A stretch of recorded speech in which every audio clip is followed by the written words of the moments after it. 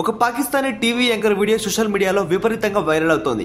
Operation Sindoor లో మరణించిన వారికి ఆమె సంతాపం వ్యక్తం చేస్తూ తీవ్ర ఆవేదనకు గురైంది. లైవ్ లోనే ఆమె కన్నీరు మున్నీరుగా విలపించింది. ఏడుస్తూనే అమాయక ప్రజలు ఆత్మలు శాంతించాలని కోరుకుంటూ ఆ భగవంతుని ఇలా ప్రార్థించింది. ప్రస్తుతం ఈ వీడియో నెట్టింట వేగంగా చక్కర్లు కొడుతుంది. ఇంతకీ ఆమె ఆవేదన ఏంటంటే, పహల్గామ్ దాడికి ప్రతీకారంగా భారత సైన్యం పాకిస్తాన్ గట్టిగానే సమాధానం ఇచ్చింది. భారత్ దెబ్బకు పాకిస్తాన్ లో భయాందోళనలు నెలకొన్నాయి.